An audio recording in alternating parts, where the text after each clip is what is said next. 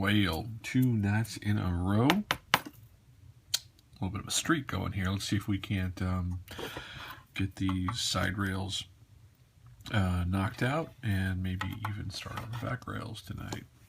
And let's just make sure this is sturdy. It is. Okay, let's get to work. I had forgotten how much fun these were to clean off. So in addition to having to clean the rails themselves, right, and get rid of the mold lines and the burrs that are there from where it connects to the sprue. Each of these little pieces has sinkholes in the side that need to be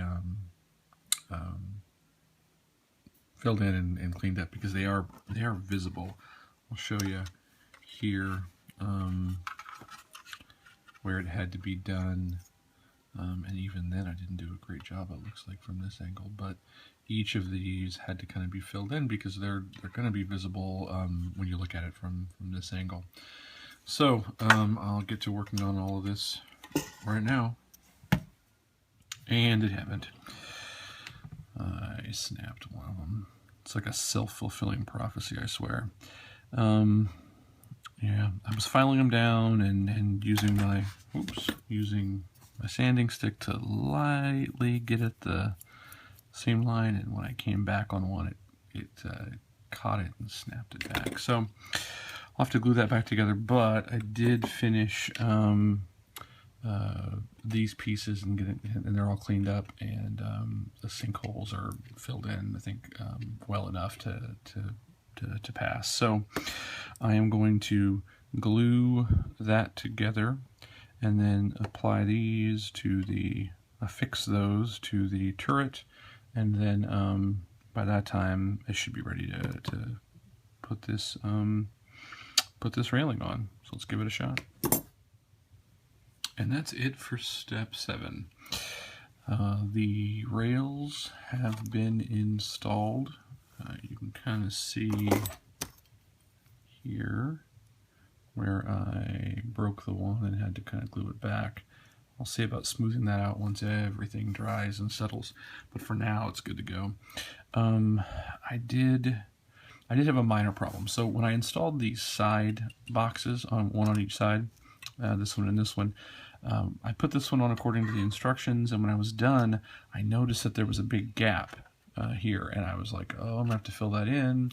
Well, maybe when I put this one on, I can drop it a little lower and not have the gap. Well, I ended up doing it. I ended up still having a gap that required filling, so that didn't solve my problem.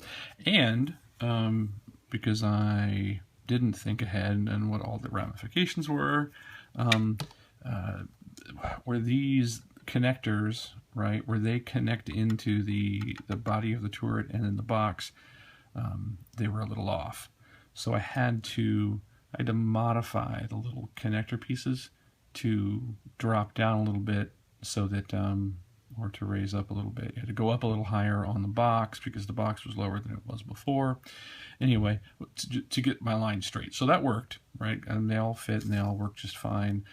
But now where on this side, these rails kind of set into the side of the tank, the turret, over here, they don't quite, because I had to make some adjustments and shorten some things up. So I've got them pushed to the side, they're glued on and they're settling in, and then I'm going to need to put a little putty here, and then maybe along the top here. Fill that in and smooth it over. So a little extra work to do some cleanup for a mistake that I made early on, but I think all in all, it should be okay. Once it's done, once it's painted up, once the putty filled and all that stuff, so it should be good. But aside from that cleanup work, that means that step number 7 is done. And so, as a quick refresher reminder, 7 was the guns, the tank, the main gun, and then putting everything together. So that is all done. I'm going to call this a breaking point for the evening. And then step 8 we'll be working on the back railing and kind of the mesh pieces that fit in there as well. So we'll work on that maybe tomorrow night. And I think that is it. Y'all have a good evening.